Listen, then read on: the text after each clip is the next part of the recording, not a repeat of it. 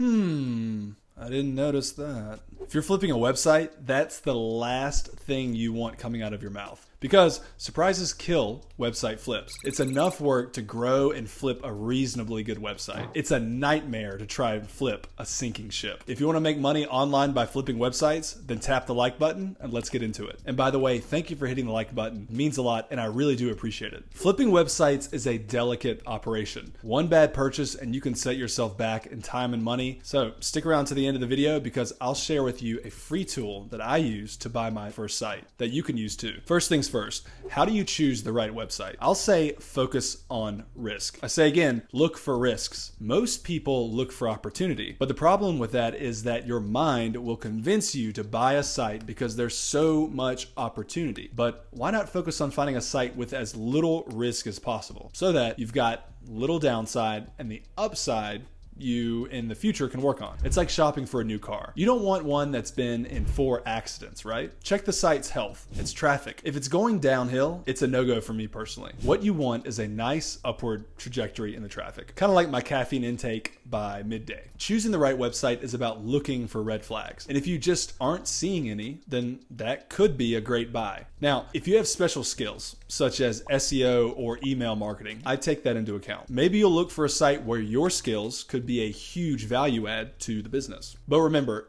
don't just go for looks for the site. Dive deep. Check the analytics. Do they have traffic? Is it organic? Don't be the person to rush off and buy the first site that you see. You must do your due diligence for you to have a successful flip. They say the profit is in the purchase, and that's true. If you get a site but you paid like $1 kajillion for it, the amount of growth you need, it's just the math is against you. You doing due diligence is where your inner detective shines. Check its backlinks, its domain history. You want to know if Google's had any issues with the site. Basically, you're looking for the website's resume. No shady SEO, please. Think of it as looking at an apartment. Sure, it looks nice, but is the foundation crumbling? Example, I stumbled on a fitness site with amazing numbers. Closer look, the majority of traffic was from a viral article about celebrity diet. Imagine that. What happens when that one article loses rank? Always check the why behind the stats. If you've done great due diligence and purchased a great site at a reasonable price, then you've got a great foundation to make improvements to the site. This is the fun part, growth. Think of this like nurturing a plant. You can update its content, improve its SEO, maybe give it a new design facelift. The aim? Increase its value to the audience. If you serve the audience, they will reciprocate. It's like renovating a house, but without all the sawdust and the inevitable hammer to the thumb. Maybe jazz up the design. If there's not an email list, then set up a lead magnet and start collecting emails. A lead magnet is something valuable you offer visitors to your site, and they give you their email to receive it. If there's already an email list, ramp up the email marketing to educate and upsell your list. You want to get all you can out of all you've got.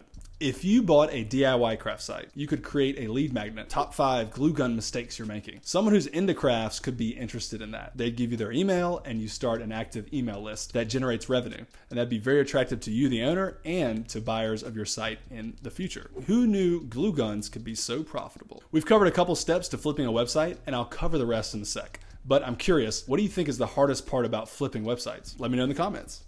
Now, while our little digital property grows, let's make some money. Mix it up. Advertisements are your bread and butter, but affiliate marketing, that's your avocado toast. Spice it up with selling digital products via the email list. Just remember, diversification is very, very nice because you're creating more value to the audience and getting more profit out of your asset. I had a buddy who flipped a gardening blog. He increased traffic, got on a better ad network, he increased his EAT, slowly added affiliate links and digital products. After asking and testing his audience, and boom, in more ways than one. To cut out the complexity of due diligence, get our due diligence framework that we have used to help us and our clients make millions and save millions of dollars when buying online businesses. This framework takes the guesswork out of buying a business. Check it out in the description below. Then comes the $1 million question, when to sell. Just like knowing when to leave a party, it's ideal to sell when your site traffic and revenue are on the up. Keep an eye on your site stats and pull all the levers you know how to increase the value of the site. Reducing risks increases value. Growing the monetization increases value. Making the audience super in love with your content should be your guiding star. Remember,